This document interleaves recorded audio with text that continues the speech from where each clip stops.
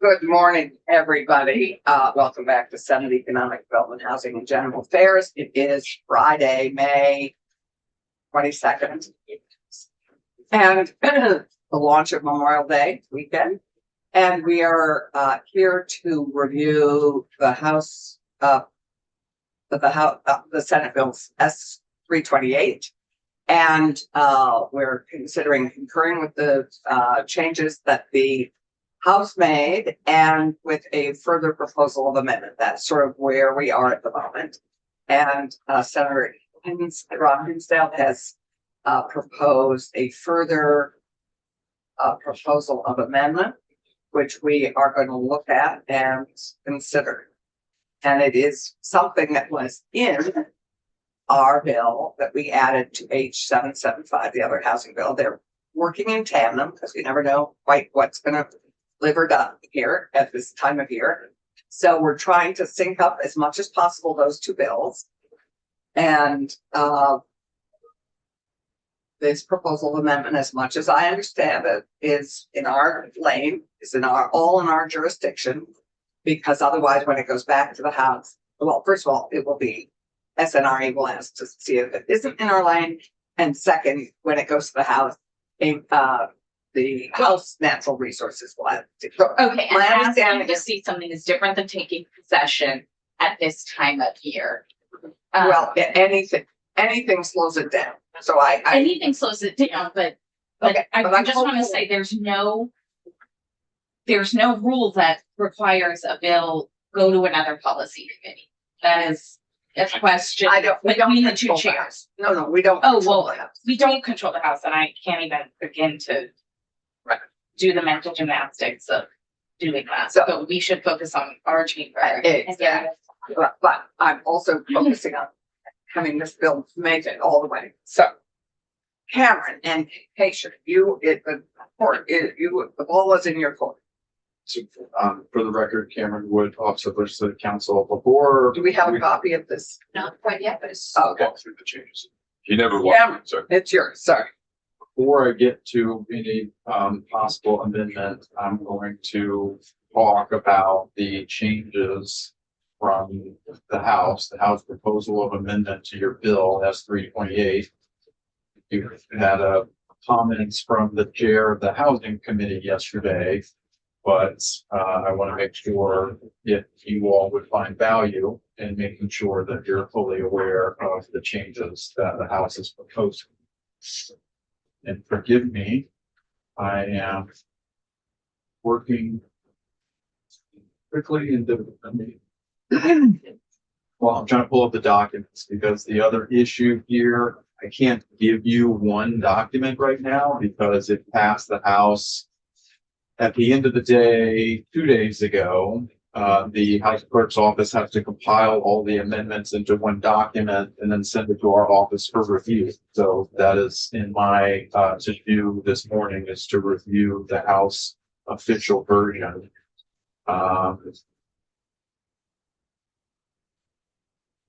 So unfortunately, I have to walk through kind of 3 different documents with you.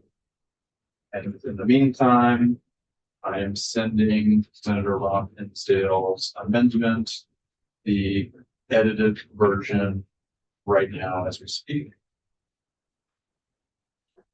Yeah. Thank you. Okay.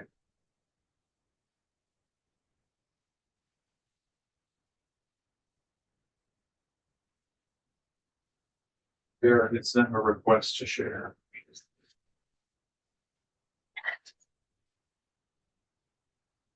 Okay, this is what I'm going to do. The first thing I'm going to do is I'm going to look at draft 4.2 of the House General and Housing Committee. This is the basis of the bill. There were 2 additional amendments from the Ways and Means Committee and from the Appropriations Committee, and I will mention those as we walk through. So on page 1, this was mentioned, there's a section 1, Common Interest Community Resources. This would require the Secretary of State to provide on its website or otherwise distribute to the public information about Vermont's common interest communities. this information shall include the governing statutes. I'll just very quickly, because I know you're pressed for time, so I'm going to try to be succinct. Feel free to ask me any questions or interrupt me. I will say the same thing. Chair, do you want us to comment on section? At each section, I'm gonna ask us to check it off Okay, because we need to vote this out if we can today. check it off or not. Yes, I think it's on the floor for action today. It doesn't, because it's a proposal coming back from the House, it's not submitted to a committee. So I think you would have to take action or pass it over today. Right, correct. So, okay, common interest community resource, I've simply mentioned to the committees, there's nothing really, there's no real operative language here. It requires the Secretary of State to provide information to the public about Vermont's common interest communities, including a reference to governing statutes. That could be, here's a link on our webpage, which links back to the General Assembly statute that governs common interest communities. I think this is fine. Yep. I would encourage us to check it off. So, no harm in it. I Complements also the just don't work think that it, you're gonna be doing on common interest communities. in some sense, yeah. In some sense. Right, Okay, next section 2, I'm gonna keep moving unless I hear because this you, is Madam all Chair, stuff we have stopping. done Yep. and Pat in 775.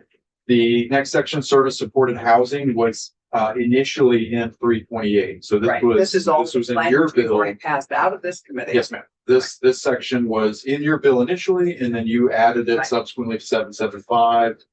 There were, I believe this is just mirrors exactly what you had passed out of committee in 775. Had they taken it out? No, It was never It in was never there. never in the- Yeah. Yeah. okay, Okay, so can the we check only. off section 2? The only change here that is in the Appropriations Committee, the House Appropriations Committee report, they're adding in this subsection G, and this was agreed to. Right, this is, So the subsection G says that for members of the advisory council who are not otherwise compensated for the time can get a per diem right, from the Department of Aging and Independent Living Space budget. This is in the That is Appropriations already Committee taken. draft 1. so with everyone's permission, I'm checking that we're okay with this as we pass. Okay. And we're okay with this. This also needs to go in the bill. Opening it. It was agreed to on the floor, so Right. it's in the bill. Again, I just don't have a single document. yet that I Okay. could give Yeah, you. so we're That- agreed to with this. Okay, great. So section 3, I'm now on page 4 of the underlying House General Proposal on draft 4.2. This is the State Treasurer's Credit Facility. And so they went with the House version of this language. If you all remember, there's the increase to 12.5%. You all included that in your bill. The House has the additional credit facility of 1% for facilitating housing development through bulk purchasing of off-site constructed housing. So, And Mark spoke to this, Mark and Tom spoke to this yesterday, both for Yes, the need, the modular housing that it would generate at the capacity that places like Huntington Homes have. So they have huge amount of capacity, particularly in the winter. And I believe we have the treasurer's office here to address risk concerns. I know there were some risk concerns, but I think they addressed them in the House because they knew there were our concerns. And I believe because all loans go through what do we call the VHFA and other lenders, they don't come from the state. The state is not exposed. they go through third parties to Right. issue the loans, yes. All the loans go through third parties. So we can do the credit facility without the manufactured housing accelerator. And they can decide that that's what they want to use their credit facility for or not. So, right, so your version just has the increase to 12.5. One could argue that the treasurer, there's really no constraint on what the treasurer uses that credit facility for. So, But it's So- okay, can I make sure I understand though that the 12B allows them to take on more risk, or the 12.5% allows them to take on more risk? I would say neither allows them Neither. to take on more risk. Okay, What it's doing is it's saying of that 12.5%, you can use up to 1% for the bulk purchasing of housing. So I would argue it would say you can, it's kind of a limitation to say you can only use up to Yeah. 1% Exactly. for the bulk purchasing of housing. For this pilot. But what does B do on the bottom of page 4? B says, B is the middle piece, right? Like A, we're increasing your credit facility. Right. B, we're saying you can So, use it for things. right, so what's. So you can keep those two and get rid of the accelerator. Yeah, We can't. the accelerator pilot is in the next section. Okay, well, I'm trying to figure, but then 2 is the thing that says it can only be used for bulk purchasing of things. So this is what the treasurer's office came with initially, to say, we want to increase to 12.5 with the overall credit facility. And we want a kind of separate 1% credit facility Mm-hmm. to be able to do bulk purchasing of housing. However, when you add those two things together, the total amount, the total percentage would go to 13.5%. You'd have 12.5 here and 1% here.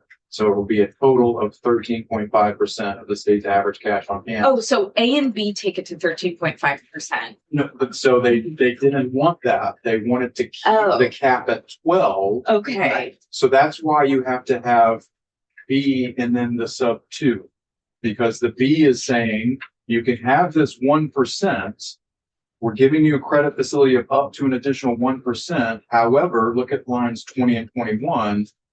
The total credit facility shall be reduced by an equal amount to any credit facility amount established under this section. That's the operative language to say, if you do this separate 1%, you still have to stay under the 12.5% cap. And then it's saying in the sub 2 on page 5, well, for that 1% credit facility that we're giving you authority for, we're limiting what you can use that money to only bulk purchasing of off-site construction houses. okay, so this is silly at this point because we're not giving them more credit facility just for this program.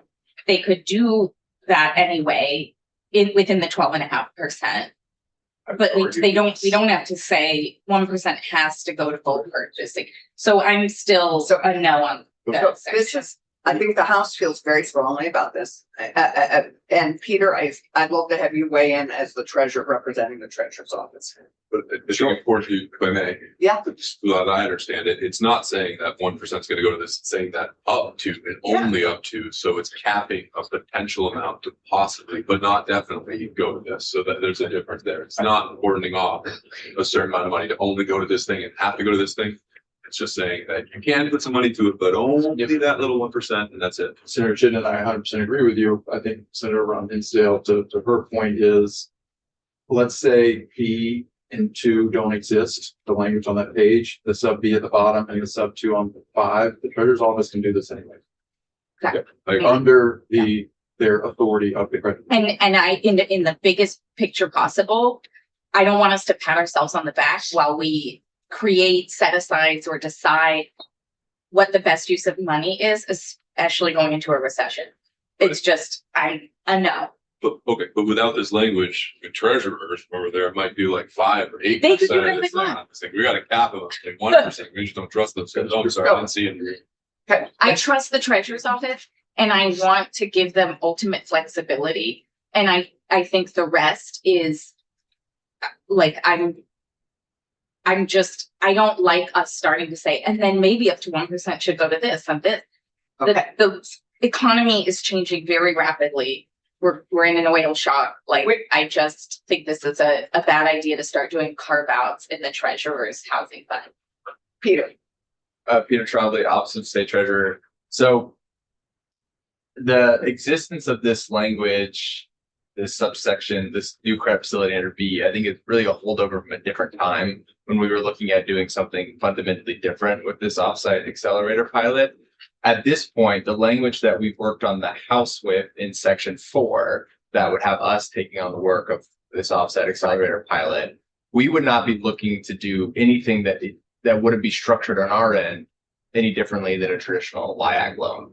At this point, what we're looking to do and what the language in section 4 of the House passed bill would allow us to do is start with an RFI, the developers, potential intermediaries, to figure out, is there a demand for this kind of bulk order that people can buy into?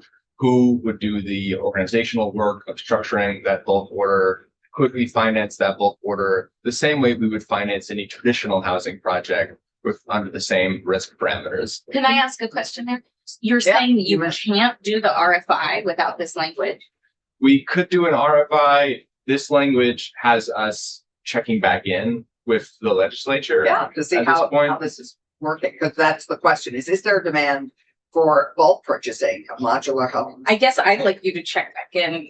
We should be looking at how we're spending all of our Yeah, but there's, state housing investments. Yes, and we have an annual. Yeah, so you could report back any, this is a pilot that we're asking them to work on and help develop. but the question is, are we, like, they can do it anyway if it's a good idea. This is still time, energy, resources, people's Right, attention. and they've agreed to it, and I think there's a huge interest in the House on this project. This is a very important. It is Yes, not on-site- compelling to me that we add It may not set be. language just because the House wants to say they did something, because they don't need this language to do the RFI. They don't even need the language to check back in with us and tell us what they're spending our housing investment dollars on and how it's meeting the moment. I believe the treasurer would prefer to have this language. Is that correct, Peter? Yeah, if I may, I think keeping the language that we worked on with the House in section 4 lets us go forward. We'll do this RFI. If based on the information we receive, we think we can finance a deal like this, we will proceed. If we think that we can't, and there are reasons that we can't, we'll come back to the legislature and talk about those reasons. That being said, the language that's in section B? section 2 or section 3, this Section credit facility under B is not at this point Okay, necessary. what I hear you saying is you're fine with us letting go B on line 18 of page 4, but you would prefer to keep the language in section 4, which we're about to come to.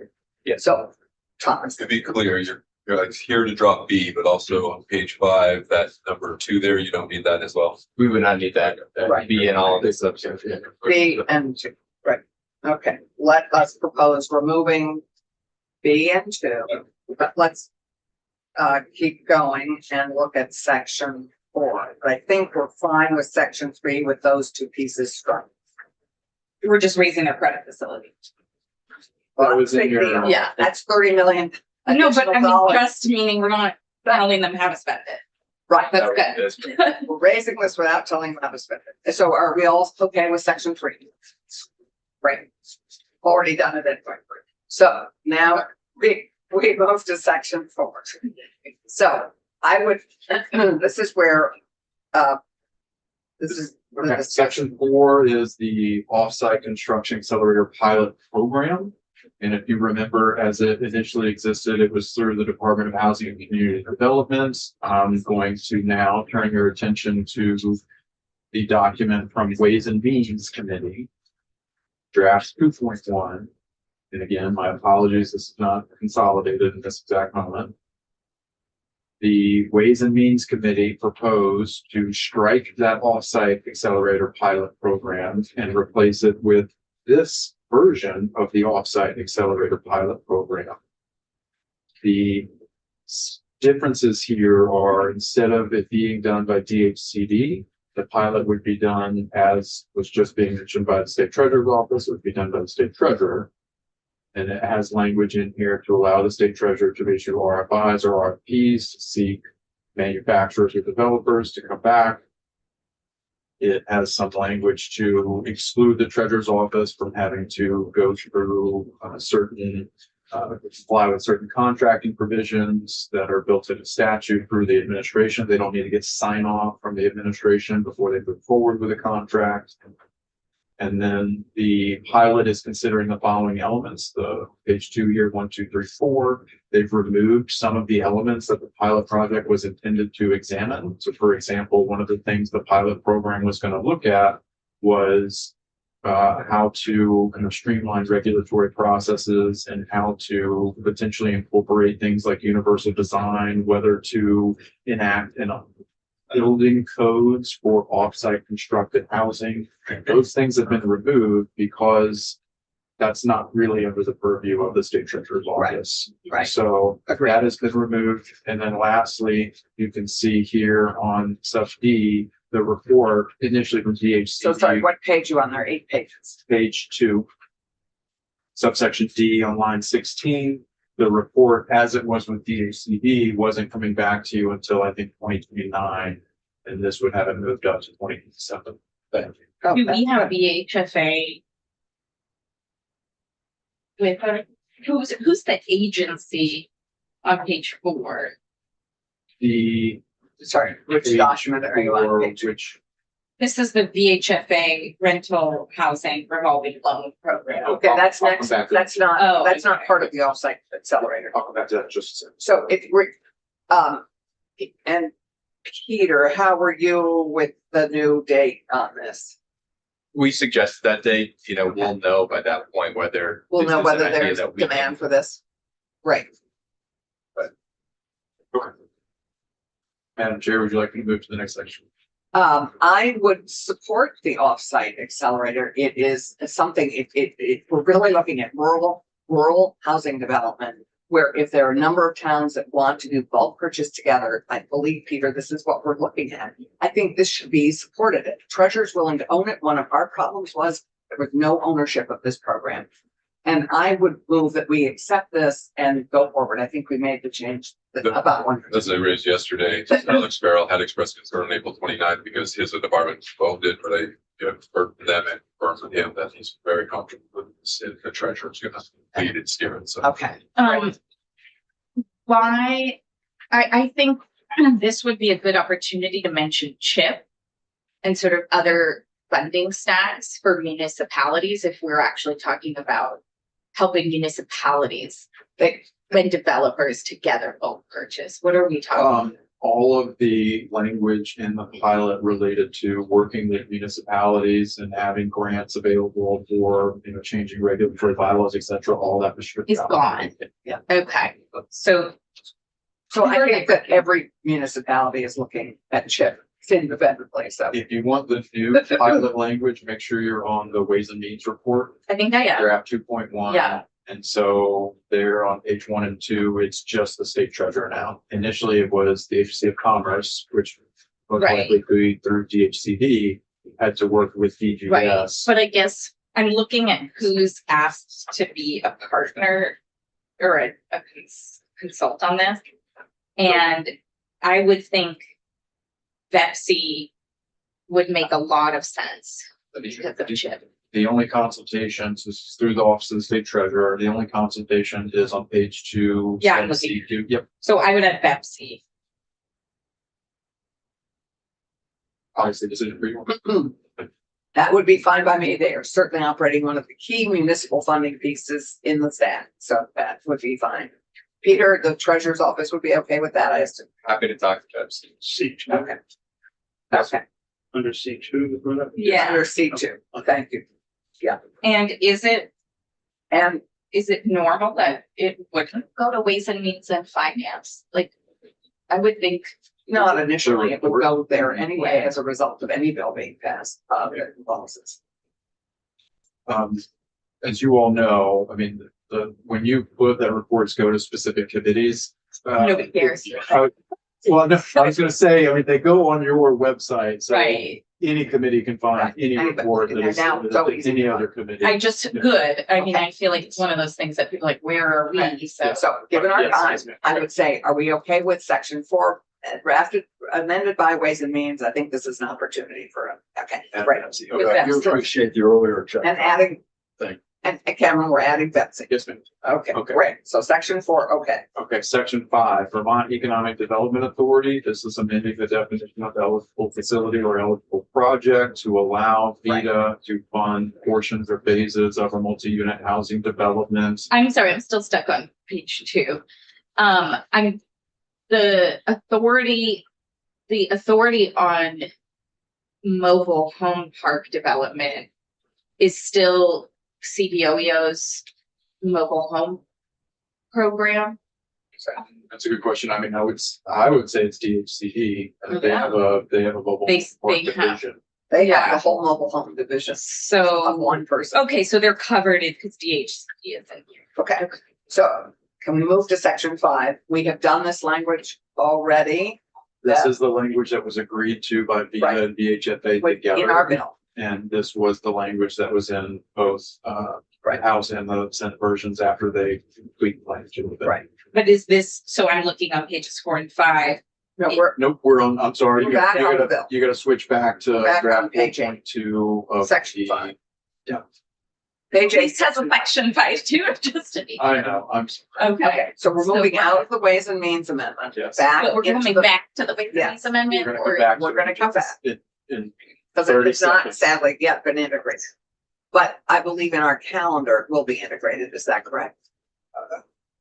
it may be, Okay, who knows? as you know, this time of year, there are things that go back and forth between the House and the Senate. In theory, our office is supposed to sign off on them, that they are accurate, and those things don't always get to happen in a timely manner. but is there a policy choice here about making it a strike all? Or would that be worse? It came over, it is It now is a- one bill as it's in front of the Senate. But you guys just haven't signed off on it yet. I haven't signed off on the formal document So to this is- post it. right. So you Okay. can't go online to get the one document yet. Oh, okay, That's why you have multiple documents. So we're voting on something that Ledge Council hasn't signed off on, or something's in the calendar that hasn't been signed off. The clerk's office has signed off on it, our editors have reviewed it, it just, me, the attorney gives. and then one if final we say. amend it, it is more helpful for people to see their amendments in total coming from the House, Ways and Means, et cetera, and then our amendment to that. It is all at this point in one bill that is Okay. in front of the Senate body. Okay, And so if you're making amendments, you would agree with their proposal with further proposal, okay, or you would just refuse to concur and request a conflict. but we wouldn't I present think, a strike all. At this point, I don't think so. I think at this point, we concur with further proposal. yes. Which I don't know if you would draft it as. Okay, I think. it I would don't be think that's an opportunity. well, we could probably. Well, I'm not. Anyway, the point is, I don't think we need to do that. I think we are hopefully will concur with further proposal of amendment, which is what we already have 2 amendments so far. And we're then going to discuss patients. So let's look at section 5 on So- page 8. So 5 was this beta language that I had Yeah. right here that I mentioned. Right, it's exactly as what we passed. So we're, As you already passed it, it's as those 2 agencies have okay, agreed to. and VHIP on page 9, Well, section 6. Exactly the same. before I go there, if you're wanting to take these in numerical order, I'm gonna. Oh, right. I'm gonna switch back to the Ways and Means amendments. Okay, And look right. at a new section 5A and 5B. Wait. Did we do 5? That was. We passed 5. But we're done. That we've said, okay, this is exactly our language Yes. Yes, and and that's consultation Ways and and Means. deference to. Okay, I was. Now Ways and Means is weighed in Mhm. and, This is exactly our language. Okay. and then Ways and Means weighed in on 5. So- And we now have 5A and B. So these are the 2 sections related to the rental housing revolving loan program. Mhm. And this is as you passed it out of your committee. So this is VHFA came in at the end. Mhm. Right. Remember they wanted to remove the floor Mhm. for the Right. program. Which to be able enables to lower income fund families to more be able to lower rent at the new Hula project. for them to provide loans for development of Right. housing that would be targeted for low income. Right. Since- And we all said yes, that is. So section 5A is just providing the intent behind what we're doing, and 5B is taking the language that is currently in session law and putting it in statute. And I hope we just start using moderate income as well, because. Right, but- everyone is having a hard time affording everything. Okay, so, So that's 5A and 5B. so from 5A is intent. Yeah, okay, well, I'm gonna keep Great, moving. so are we okay with Ways and Means and section 5? We're all set, the entirety, because the new 5 is now 5A and B. Does that take us through page 7? Of Take the us to Ways and Means Amendment, it's gonna get you all the way to page 7. And I'm gonna come back to that. We'll come And there's back. no changes from our, This is as it came out of the proposal was the same Okay. when VHFA came to your committee and they came to the housing committee, asked the same thing. So it's 5 in the 328 bill and 5A and B added. Yes, correct. Great. Just to Thomas, clarify, Ms. Budget, what bill did they take this from that we passed? Was it? our 775. Okay, now we get to section 6 of the House General and Housing document. back in the main document on Yeah. page 9. Yes, ma'am.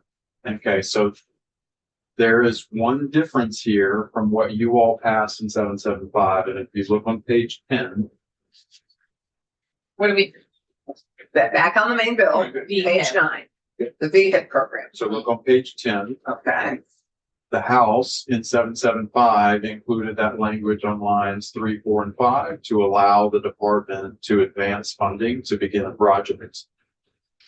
This committee was not comfortable with that, so you struck that. The change on page 7 is just adding a date for their annual report, so nothing substantive there. So the real amendment here is that language on lines 3, 4, 5, page 10. You all were not comfortable with that, so in 775, as you passed it out of this committee, you removed that language there. right. I don't remember why we weren't comfortable. It's about ensuring that the state has adequate security when you're loaning money. Because it's a reimbursement funding program money. now. This would allow them to front the money. At the moment, it's a reimbursement program. This would allow them in certain cases, with protection, I mean, as they have presented here with protections, they would like to be able to authorize this in certain circumstances. I'm not sure they've done that yet, but they have found that there are cases where this would really help enable making certain VHIP projects happen. David? I'm okay with it. I do remember there was. Yeah, we had discussion about it. There, would be infrequently used. Yeah. There is an element of risk, but I'm not opposed to it. I remember Yeah. having objections. So authorizing partnership organization, they have funding in the event that there's a problem, something blows up. What does partnership organization do? What do we mean by partnership organizations? The 5 housing partnership that we do all of our VHIP So in programs. the event that they suffer a loss, as a result of a failure, what happens? So I think the Commissioner Farrell testified that they would take out certain liens on the property, et cetera, in order to have a security, but to your point, Vice Chair, if they advance the funding and then the developer, skip town, I mean, they would have to then go through the execution partnership, or try to get it back. Then has to back up its promise and Right. deal with the loss. Which is why they'll do it very warily. So I'm okay with, It but I, ensures the I'd love to safety have of a the check. loss, but the third thing that I'm just concerned about in the back of my mind is the partnership organization should have the capability of responding. In every case, it's just very unclear to me. And I don't know the answer to that. Well, I'm comfortable with this, but because we have been, but I also completely understand why we had struck it. Well, So- partnerships, have they talked to partnership organizations at all? I- Response to this? I don't recall, but We had a I wasn't lot there of for all that. partnership organizations in, but we didn't talk about this. So Well, what, since they're the ones that are essentially being put at risk, should we ask them before we legislate this? I realize we're in a hurry, but that's when we make a mistake, when we're in a hurry. And we haven't thoroughly done it.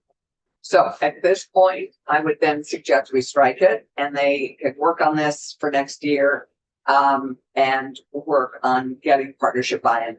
We don't have time at the moment to, I mean, we could call Elizabeth Bridgewater if we took a break and ask, That might you know- not be worthwhile. I mean, we do want to get this through on the one hand, but we don't want to screw up big time in the process of doing it. Right.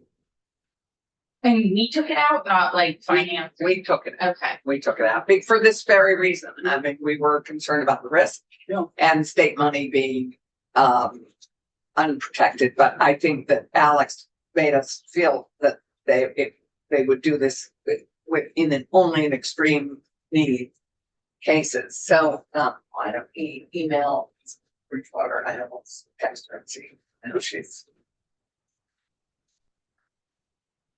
Okay, Madam Okay, Chair, let's- would you like me to keep going for now? Yeah, I think that's a good idea, but let's put a question mark here. I think most everybody's comfortable with this, but let's get some confirmation. Is are the partnership organizations comfortable with?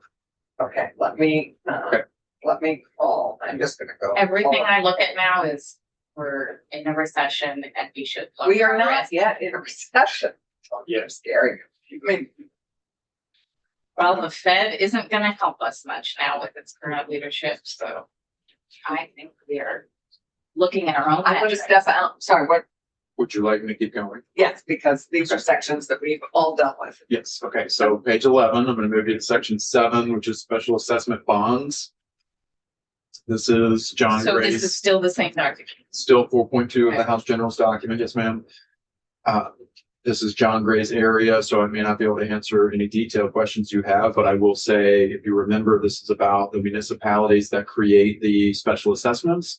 They can then issue revenue bonds backed by that special assessment. Those revenue bonds would not be backed by the full faith and credit of the municipality. So this isn't, requiring the municipality and the taxpayer to be on the hook.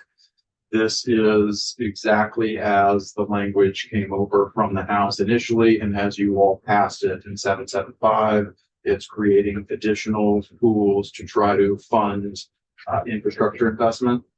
And then the key piece here, if you remember, forgive me, but I'm going to switch over to the Ways and Means Amendment. On page 7, for the last instance of amendment from Ways and Means, when you look at the bottom of page 7 and the top of page 8, adding in this new section 7A and new section 7B. If you remember, Michael Gahn came in and talked to you all about making sure that for these new revenue bonds, if a municipality has a TIF or a CHIP district, you want to allow them to utilize these revenue bonds as well. And this language on 7A and 7B is to make sure in statute that a municipality could use both of those mechanisms to fund infrastructure investment. Current statute would kind of make it such that you wouldn't be able to do both at the same time. So that's what this technical is. So short answer, section 7, this section 7A and 7B from the Ways and Means Amendment, this is all in your bill 775 as it came out of this committee. No change. Okay, I'm gonna keep you moving and just assume silence is okay. Okay, so now. Understood. Okay, section 8, municipal Oh, plans. okay, so we're back in, Going back to the House General Document Draft 4.2. and did the special assessment bond section here subsume this one? The special assessment section in the House General is fine. The Ways and Means Committee added the 7A and 7B Okay. that Michael Gahn came in and raised the concern and needed that language Okay, to be added. so it's So- complementary. Yes, and it's all the same as you passed it, the special assessment section and the section that Ways and Means added in the 7A and 7B. It is all as you all passed it out of this committee already. Okay. So now we move to section 8, municipal planning. This is where, if you all recall, the discussion about within the housing element of the municipal plan, they have to include the analysis of regulatory fiscal constraints preventing the development of housing to meet their housing targets. This section 8 is the version that you all initially passed. So this is a section that was in the underlying bill S 328 as it passed this committee, and the House made no changes to it. And in fact, this is they had a similar type of section with different wording. They preferred your version. So your version. Okay. Now we get into municipal zoning. And here is where this version, this section 9 is different from what you all passed in 775. And Senator Ron Hinsdale, this is where you have a proposal to, if I may speak to it, Sure. add back in what you all passed in 775. And this is where I asked Ellen to join because this is her area of expertise.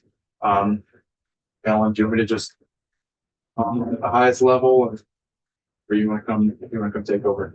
Sure. I'll check out the office of budget and council. Hey, I- 14, yeah. Okay, so we're okay with all the things we've already passed. And we are now. People can understand this. That we, okay, I just, to fill you in, I left a message with both Alex Farrell and Elizabeth Bridgewater. I don't have Andrew Winter's cell phone. But if any of you are listening, please call me ASAP. I did text you also to ask you to please call ASAP. So in real time, we're trying to get an answer to this concern. Thank you. So section 9 in this version that's up on the screen is just making the change related to manufactured housing. So, sorry, is this your amendment, my dear? We're Okay, gonna- That leads we're gonna get into- there. Okay. Well, are we, If you would like to. did we do section 8? I'm sorry. Section 8 was municipal plans. Mhm. Yeah. And fine. it is the That's exactly the version, thing. it is the version of the language that you all passed. Okay, I just didn't hear us correctly. So we have checked off, I hope, all the other sections before, because they're all as we passed. Okay, so we're now on section 9, that municipal zoning. Correct. Okay, great. Sorry. Yes, this is, you've talked about this language a few times. This version is just adding for mobile homes, modular homes, and prefabricated housing. You're also adding manufactured housing, and they're required to, the town are allowed or required to have them in any district that allows year-round residential development. Sorry, can I go? I was just reading through 8 again. And we had discussed a lot of the labor constraints that we face in housing development. Does regulatory and physical constraints include labor? I would think that would be positive. I assume that it could. I think it's gonna be up to the municipality to interpret this section as they're developing their plan. I don't see anything prohibiting them from discussing if there are, we're in a very rural area of the state and there are no, developers available in the area and listing that as a physical constraint prohibiting from meeting their. I mean, actually, it can be a problem in our population centers too. But Especially when it comes to the cost. We've heard that there are cost overruns when they have to bring in union labor at the end. I'd like to add the word labor to the bottom of page 12. is that a constraining thing though for our rural communities? It's for everyone. Labor is our biggest constraint right now. So where would you add it at? Somewhere in that sentence, Late, stylistically, yeah. mandatory physical and labor. Okay. Or workforce, I mean, So this is done by planning commissions. It's done by the municipality and then it would be, I believe, reviewed by the planning commission. You're talking about municipal planning. It would be the municipal planning commission, whoever is in the development of the municipal plan.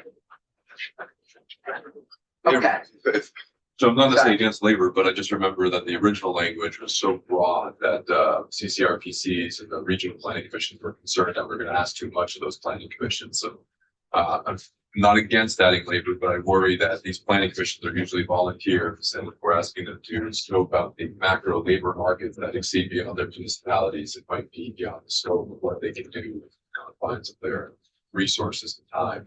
Well, I mean, I think it's more specific because physical constraints. But those are confined, physical and regulatory constraints are confined to their municipality. Labor is a macro effect, that it's not gonna be that they're only gonna hire people in the municipality. That's looking at the whole state. well, let's look at the workforce Yeah. constraint. So I think what I hear Aisha saying, I think it's bigger, it's not labor like unions, it's labor like workforce. Is that a constraint that makes it impossible for you to build Cost of this? labor. Yeah. Yeah. Well, but I just say labor because labor means labor. Right, or you could say workforce, doesn't matter, I think we mean the same thing. Yes. And costs We mean obviously, skilled labor. So the other piece, obviously, that isn't here is cost. So the cost constraints, there are four major constraints that I see them. It's cost, physical, regulatory, and think- workforce. I think labor, regulatory, and physical add to cost. I think cost is a causal.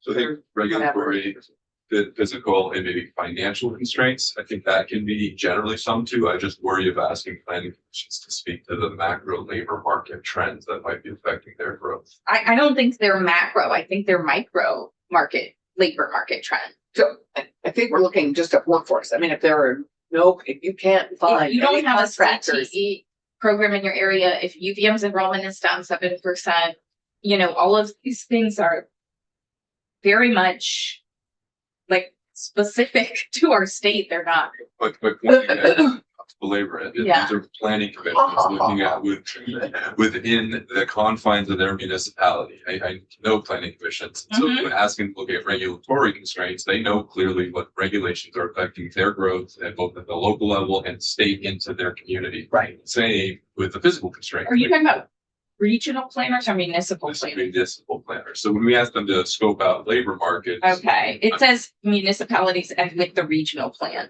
Even then, the planning commission starts with the plan and then the RPC helps them guide it, but it's still focused on within their municipal boundaries. So I just worry that if we're broadening their scope to look at things outside of their control and outside of their impact, it's just gonna be more work for these. They don't have control over how much land they have or our state regulations. Their jurisdictional boundary, their municipality are the physical constraints, so they know. They also have people in those boundaries, or they don't. But they don't only hire people in their boundaries, they Oh, only of work course with them, yeah, they And only work with, providing rules and planning for the land within their municipality, that's the scope of their focus. I just worry about broadening the scope beyond what these planning commissions can hold.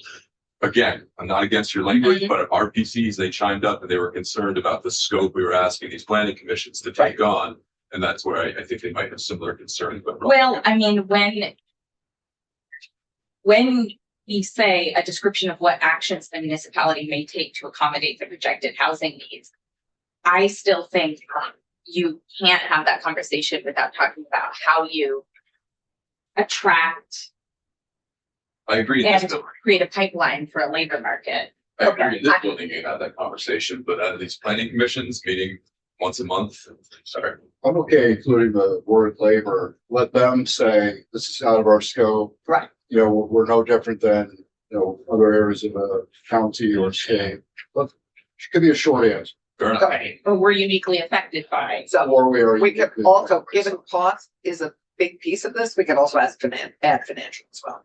So if we're gonna make an amendment, let's include all the things that might be constraints. Well, I guess, okay. The reason I think cost and financial are left out is because these are the things that make it more expensive. If you don't have available land, if you don't have available So, labor, Like, it we, gets more expensive. we are tight on time, so let's keep moving. That we're. I think we're adding the word labor. And whoever section this is, Adding labor, Oh, workforce or adding Labor. labor, adding we're labor. adding the word labor to wherever you want to add.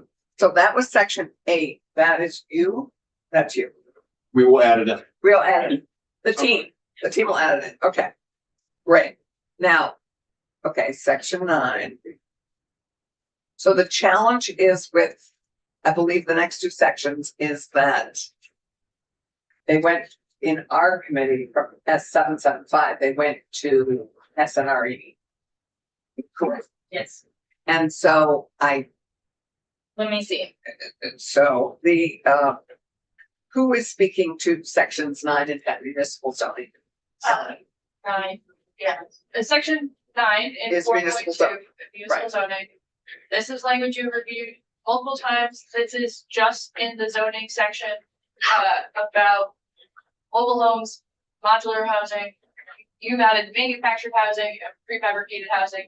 Towns must allow them in any district that allows year-round residential development. Right. We've added this, we've already passed this. SNRE did not take this out. They took this out. They took this out. Okay, There is nothing saying that when we look at this language, it automatically goes to SNRE. the chairs have to clear Correct. the conversation and this is I a appreciate discussion of how. The chair asked to have it, and we gave it to her, given we thought it would happen faster.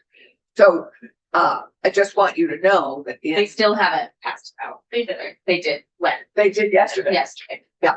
It went to, Was that like 2 weeks? I don't know, but we all are very constrained on time. So remember, it's 2 weeks. We only have an hour and a half each morning. So, they took this whole section. What else did they do? Just so as we go into these sections, they took out sections 9. On this one, would Alan, would you be able to characterize what their concerns were and why they removed it? I'm gonna say it because I was there for it. Yeah. And Ellen probably can't, but a lot of it, they said, we don't have time. And that was a week ago. And then they said, without taking further testimony. And then they didn't schedule further testimony, to my knowledge. So if they are going to claim jurisdiction and then say they don't have time, I would argue about the jurisdictional question. Because we are talking about housing, which is in the name of our committee. So you could get the chair in. Yeah, let's just get the chair in.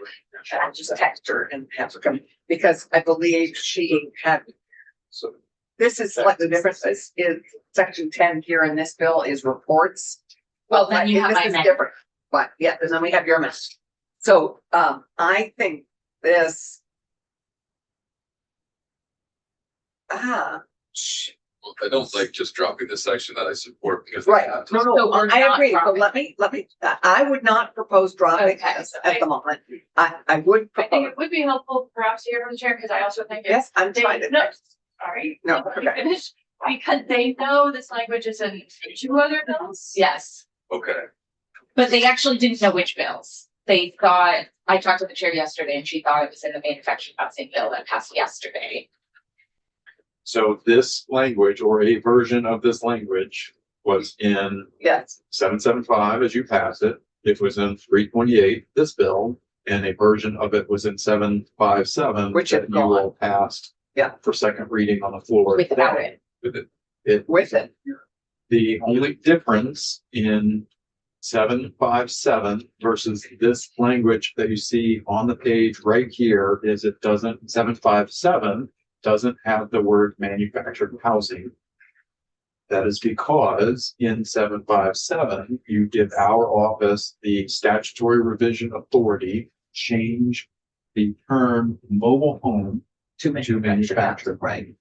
So it would encompass anything Right. that is a manufactured home. But was this also the section that had permitted? effectively 757 does the same, so I guess dropping this would be fine because they're not objecting to it elsewhere. Sorry for. Only, but the thought there, I'm sorry, No, you're is presuming that 757 Right. makes it. Well, it's on its way. But so, well, what we do here would conflict. It would not conflict if we add this, and I thought this was also the overall section that had permitted. It is, 775 has additional language in this This- section. Does 757, God help me, have the permitted? So we do need Permitted. We could add the it. manufacturing here. permitted. We can add that. We, But permitted for what? Hold on. What are you talking about? I thought we said permitted for manufactured as well. in, No, that language, That- I'm sorry, yeah, go ahead. this is the language Yeah. that has been in at least three other bills. Mhm. It does not say permitted in any of them. Well, now I have to find. no, my no, amendment. remember, There's multiple other sections in Right. 4412 Mhm. amendments that do. 328 right now only Okay. has this one. Your separate proposal amendment addresses other things Right. that are not in 328. Right, but to be, okay, to make my case here, this is where we might want to look at my language because it's the same instance of amendment. Has the manufactured housing language and then has permitted and has those other sections on owner occupation, which I would argue is pretty exclusively our jurisdiction. It's a landlord tenant and housing matter. And they basically said, I don't know what this means. Construction. So. And I told them I would bring that back to our So committee. this is the proposed amendment from Senator Ron Hinsdale. It would strike that section 9 that we're just looking at. As you can see right here in the B, this is the language we were just looking at, that is in 328, the B. The proposed amendment for Senator Ron Hinsdale includes this subsection D. This subsection D was in 775 that this committee passed out. So this is not new to what you passed out in 775, but it was removed in. Nope. This was No, not. permitted with cap. Section D was the only thing left. Was it? The only thing left, however, they only kept the change from allowed to permitted. They didn't include the struck. They struck this on lines 13, 14. And we had a specific conversation about this because this is where a lot of projects get caught that are really valuable, maybe particularly in our area, that get stuck between people who want Thank you. more housing I'll and represent people that. who want less housing or no housing. And this is really important to our community. And I said to the chair of natural resources, if you all don't understand what we're doing here, please don't just strike it or unstrike it, because this really matters to places like ours that are fighting over Habitat for Humanity projects and other. So will we find restoring this permanent language, which SNRE was fine with? That was line 8. And I am proposing in my amendment that we go back to striking 13 through 15, which they took out the strike. Okay, sorry, now I'm lost. Would you be able to That's- characterize why they struck that language out? David, we're sorry to lose you. Sorry to get Oh, lost. yes, you're both. If you're down, if you're done before 10, please come back. Ann Watson will be here at 9:45. And I'm here all day. And, Never mind. can I just, before you both leave, Chad and Chris Donnelly also agree with Randy. This is too risky at the moment until we get answers. We're They- talking they're- about, Okay, about the advancing the VHIP money. So they would recommend, Chris Donnelly and Chad Simmons would recommend at the moment that we strike it. Alex Farrell is gonna call in though. Okay. So let's wait. We'll make that decision once we hear from Alex. Right. Because they're not our own. Thank you. Did they, line 19, did they mess with line 19? Okay, So, Line 19 is brand new and has not been discussed at all. Okay. so I'm a little lost right now. so, We were, I thought, in Yeah, I feel like we should. in section 9 before we got into reports. so Where we were in section 9 on page Yes. 13 and 14. Are you back to the house proposals? Yeah, I'm on the S328, which is what we're trying to decide what we're gonna add to with further proposal of amendment. So we're trying to figure out what our further proposal of amendment would be. try to be as clear and direct as I can. Yeah. Section 9. Yeah. In 328 only includes this change on page 14, which is adding manufactured housing in any district that allows year-round residential development, okay? Senator Ron Hinsdale's amendment here, Which we're looking at right here. which is now here on the screen, draft 1.1. Does everyone have a copy? I just passed down. Oh, okay, I'm looking online. Okay. So And I'm posting it right now, so I. on the bottom of page 1 has the exact same language. So it expands upon what's in 328 to add back in the things that you had in 775 under this section. Right here in sub D. And then also adds in this change in Okay. subsection E on line 19.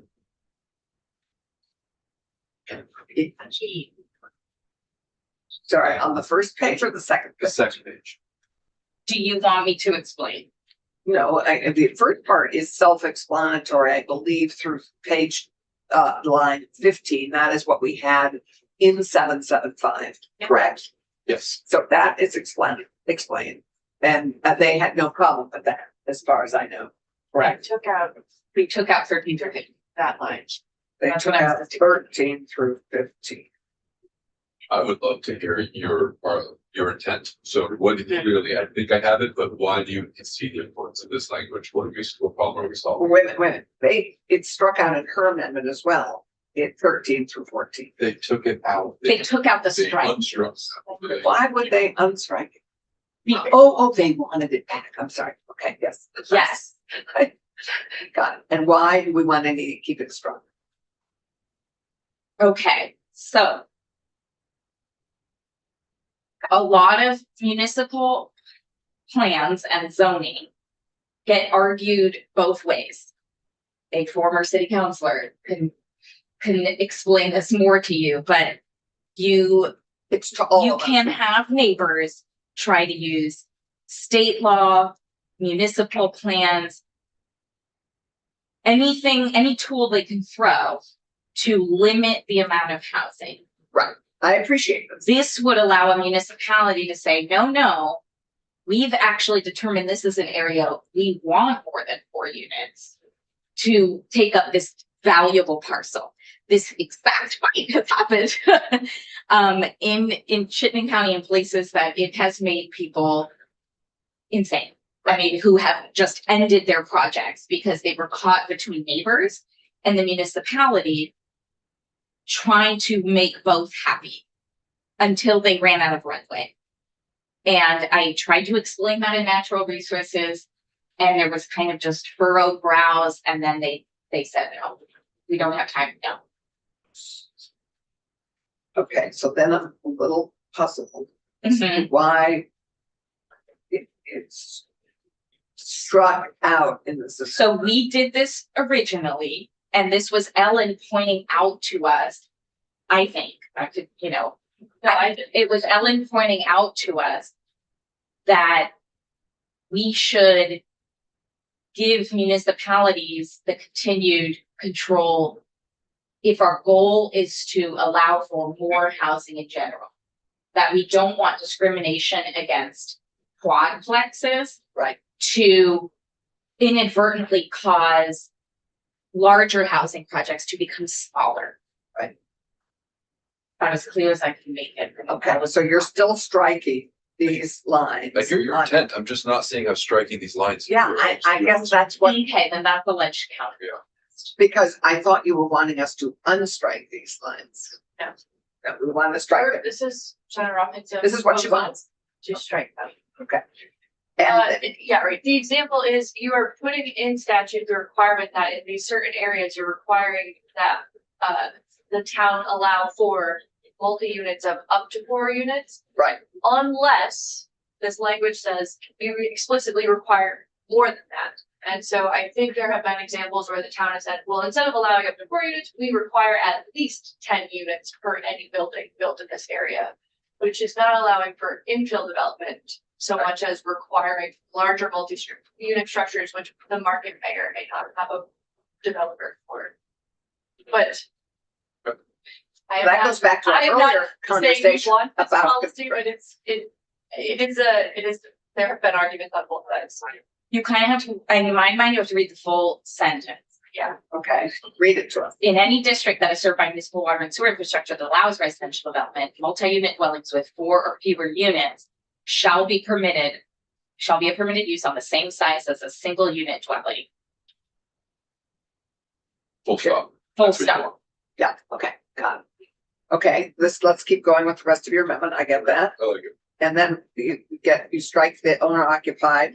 Why did you strike owner So occupied? this is the thing where if, For accessory dwelling units, that's what. yes, it was actually my original vision that I didn't articulate well to Ellen or anyone, that this is exactly what is stopping development right now. Infill development, I would say, in places like Burlington and Brattleboro. Okay, I'm okay with this only, Yes. as you know, I care a lot about owner Mhm. occupied. Because I think it does affect Right. all sort So- of engagement with the property. It means you. Right, so then Let me finish my sentence. I am okay with this because with ADUs that are financed under VHIP, they Mhm. have to be owner occupied.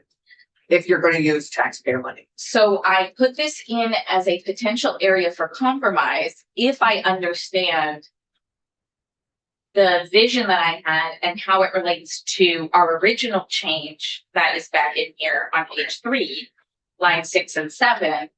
Because my goal was always to start with saying, hey, if you're gonna build an ADU in your backyard, and at at the time you build it, potentially, it's owner occupied on one part or the other, it's really hard to do that into perpetuity. So this is saying for an ADU that you build, doesn't have to be with VHIP dollars, because a lot of people want to build an ADU anyway if they have a big yard.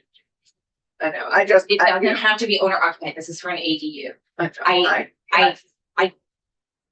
think, I'm reluctant. I'm a reluctant. but you're giver. reluctant, yes, and I think that's a compromise vis-a-vis page 3, line 6 and 7, that we're not saying.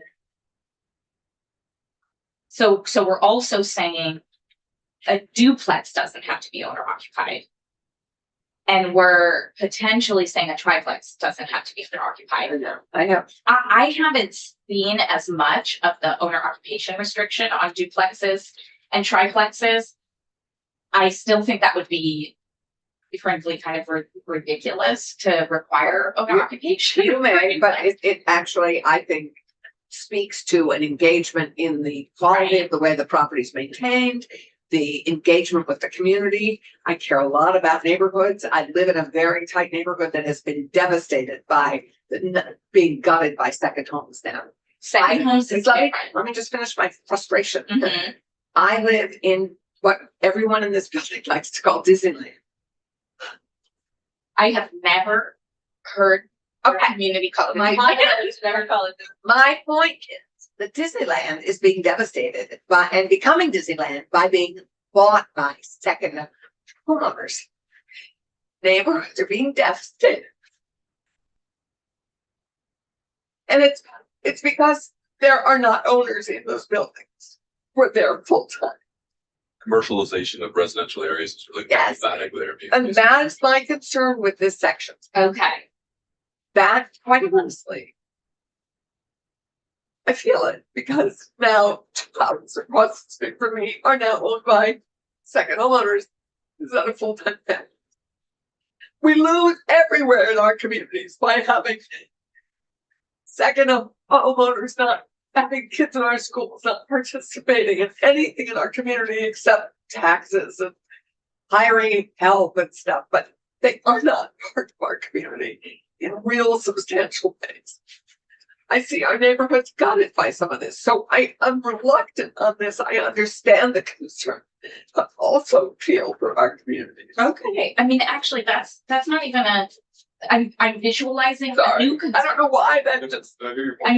I had always thought we were disagreeing about long-term renters affecting neighborhoods.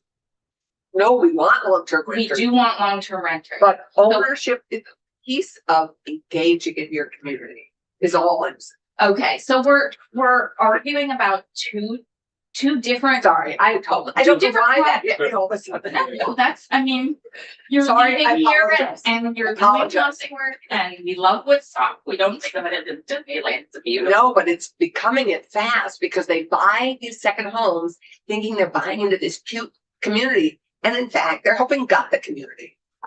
Okay, Sorry, but you are. so, And they're acting as hotels when they really aren't zoned for that. And so we want those to be long-term residences for actual people living and working. right.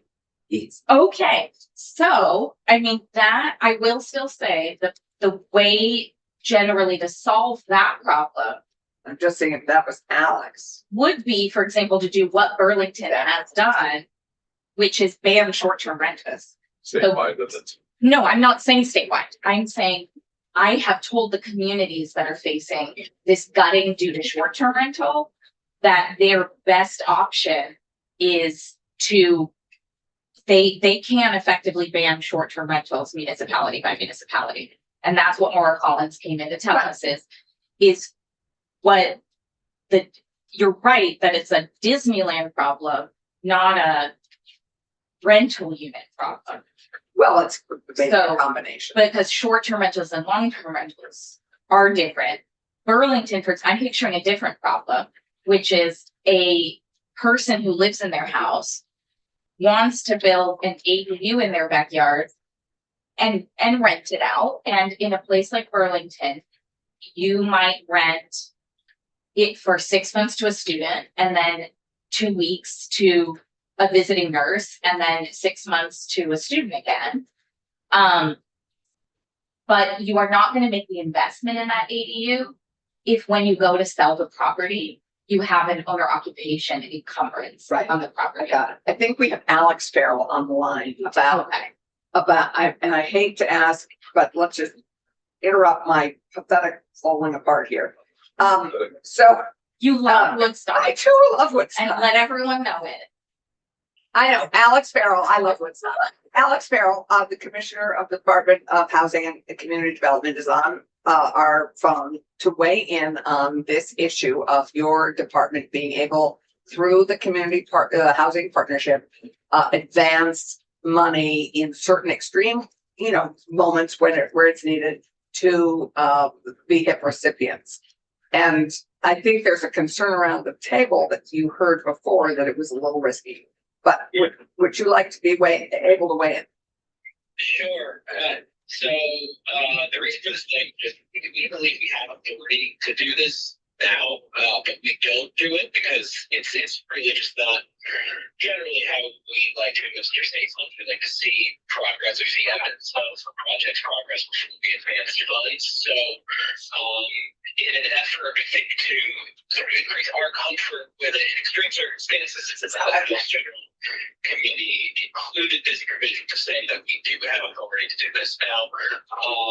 I think we would exercise this very sparingly if it were passed, because as I say, we're still not entirely comfortable with the idea of the practice, but I could envision a scenario in which there is sort of a known trusted partner and there is constraint from which a cash advance would make sense. Obviously, we still maintain authority to recall any funds if the project has made the progress under the milestone we set out. So, but there's less leverage when you no longer have the cash in hand. So, we would use this very sparingly if ever. Okay, well, we appreciate that you would use it sparingly. I think the concern is you may authorize partnership organizations. And so I also called Elizabeth Bridgewater, but I haven't been able to get her and I can't get Andrew Winter.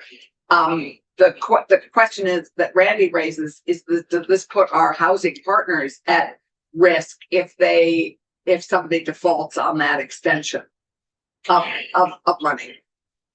Well, it's a really good question, and I think that would be worked out between us and the housing partner. I mean, the way it works right now is the housing partner's got legal rights these, and when something goes awry, as happened, the home ownership center is liable for any funds lost, and that has happened. It hasn't been a big deal because it was a substantial amount of money, but I would imagine the way this is drafted, because it gives us the authority to grant them provision, I would think some of the liability would transfer to us over to share, but we would sort of enter into that arrangement without something being explicitly stated where the liability lies, but without something saying otherwise, yes, it would lie with the home ownership center to recapture funds. Okay. I think we have heard that. I think if there's that, I don't know, but thank you. That's helpful. And we will discuss it further when Randy and David are back in the room. They're not in the room. And Randy's the one with that concern, but we will express that to Randy. And we really appreciate you taking time to weigh in on this. Thank you, Alex. Commissioner Farrell, I encourage you to reach out directly to Senator Brock too to address his concerns so maybe we can resolve this on a faster timeline. Yeah, This morning. great. Thank you very much, Alex. So appreciate. Thank you all. Yeah, bye-bye. Okay, On the previous point, Madam Chair, I Yeah. completely think we need to regulate short-term rentals to the same way we regulate hotels. If they're not meeting ADA compliance, emergency codes, if they don't have the proper lit, exit signs, as well as all the safeties that hotels and motels have, we really need to look at what's happening, the gutting of our residential communities. So I know that's gonna anger many that might not want to hear that, but short-term rentals don't belong in residential areas in many cases. It's gonna take some tragic incident for the whole state to sort of want to wake up to regulating these things severely. We can always look at it again next we're gonna have biennium. to, because we're out of time and Anne hasn't come. She should be coming.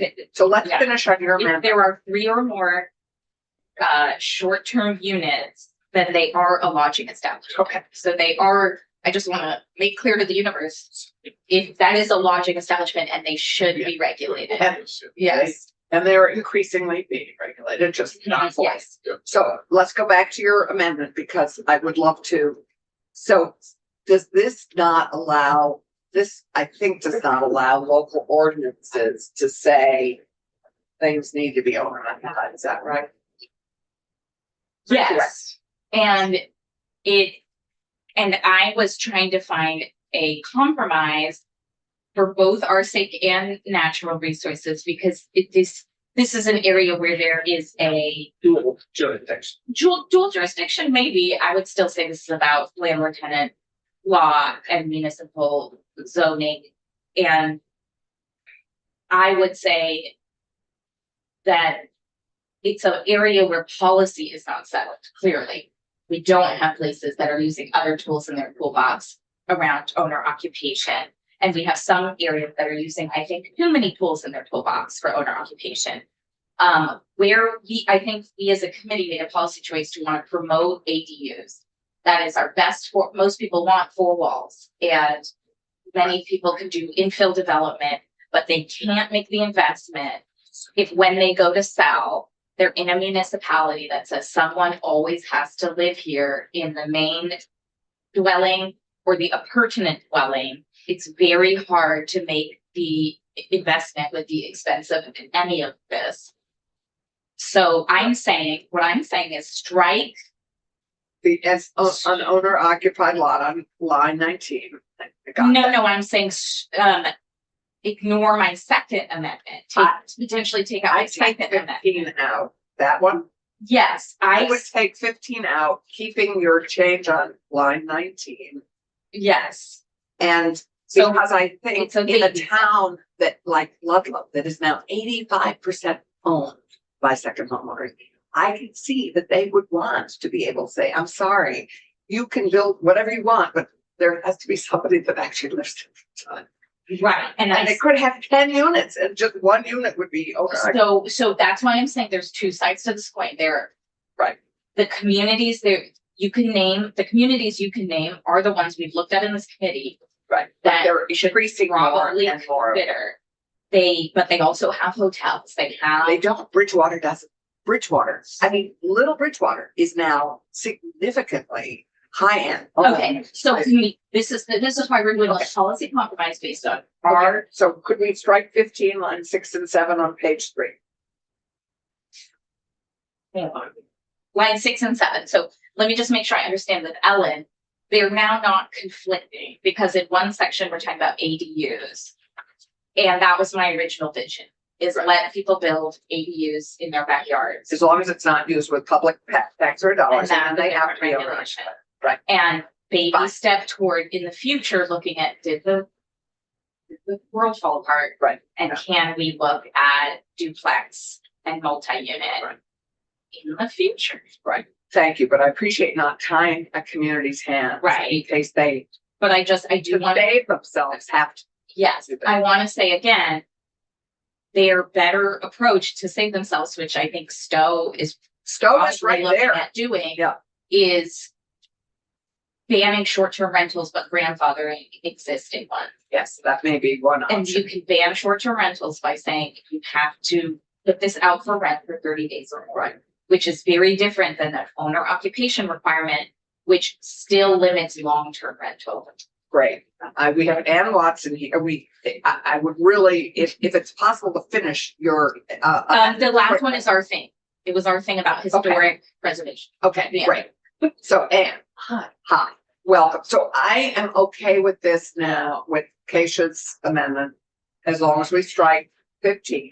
I think we're fine with it. Other than that, it does go on a little bit on our dual.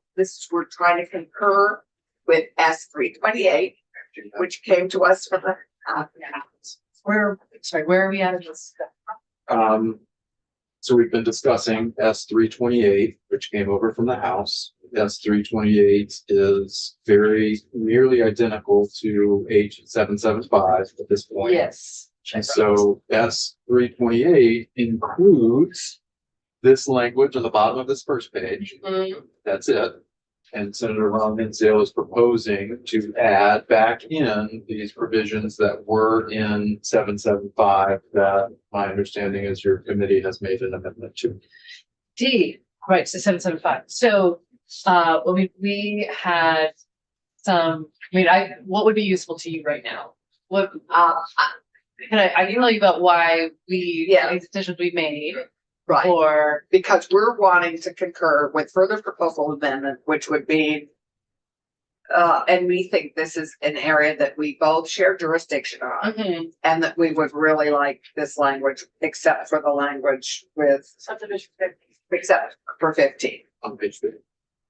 We'd like to know what you struck that. Like, oh, okay. And so Where you that. unstruck. Unstruck, Yes. yeah, tell us about that, because we actually would like to. Right. Sure. So thank you. So as we read this and, open to being wrong, let me just orient myself here. In any district that's served by veterans, so our understanding was that, unless that district specifically requires multi-unit structures to have more than 4 dwelling units, basically the question was like, would we rather, the question was, if you could get some development now that was less than 40 units, then like maybe that would happen if you strike this. However, if you keep this language and you have to wait for the right opportunity, maybe you could get more than 4 units of housing. And so which was the better choice?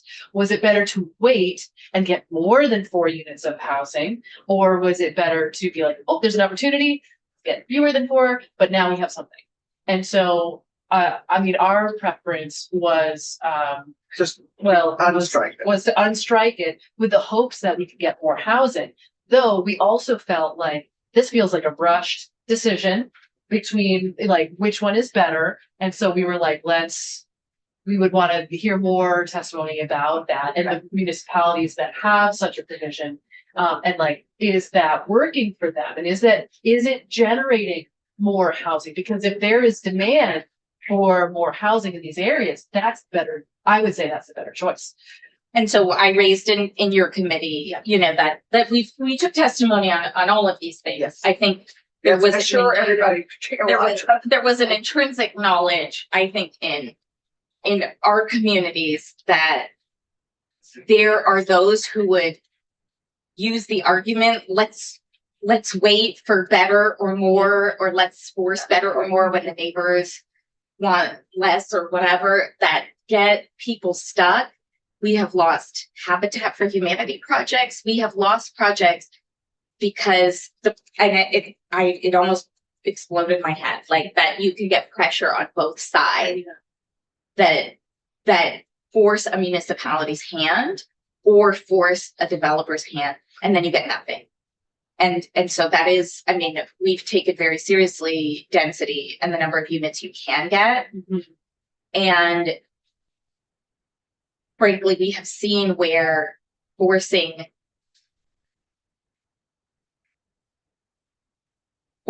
the municipality to wait for what it desires has killed projects. Right. Well, and they kind of know that too. So if it's a problem, can we readdress it next year? If we strike this, can we continue to monitor this and look at it next year if we keep it struck? Well, for this moment. If we strike it, it will evaporate, I think, from everybody's remembrance because it's not. Well, I mean, So so it's- housing committee, we look at, Hard to, yeah, so that's, I mean, the question is, what do we want to do as default? I appreciate the sentiment of like, we should hear more. Because this is also, especially with the second half of our thought around like, we would love to hear more, especially as this is what I would consider to be part of our shared jurisdiction. And so I think we would also want that testimony as well. And, this could be like joint hearing stuff. So the question is, what do we do as a default moving into further conversation for next year? So is your suggestion that we consider just keeping the permitted part at the beginning of D? Yep. And striking in any district that is served by water, municipal water and sewer, and just striking that and leaving that whole discussion for next year? wait, now, Where is that municipal water? Okay, on Keisha's amendment, because we're being called to the floor, I will Yeah. point out Mhm. that we are being called to the floor. That the beginning in the sentence on line 10, in any district that is served by municipal water and sewer, because that's the second thought. Oh, I see. There. Oh, you're saying strike that entire sentence? Well, if you're gonna say, I mean, otherwise we're. No, don't do that. no, Okay, okay, don't think Thank you. what you want. no, okay, don't do that.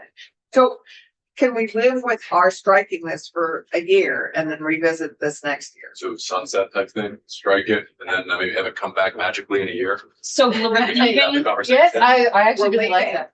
I mean, we're my leaving proposal- permitted use. we're leaving permitted You use. have to go. Yeah, yes. And what you're suggesting is unstriking that language. Keisha would like to strike that language and maybe review it next year. I think the less harmful thing to do, if we're saying things are permitted use like duplexes, triplexes, is to strike the language. That is our ledge council opinion, because it gives the municipality more control. I could support, I'm sorry. Yeah, I could support that if it also included like a sunset so that we know Okay. that we need to revisit it. Okay, yeah. a sunset when, how Next, much, after next session is fine.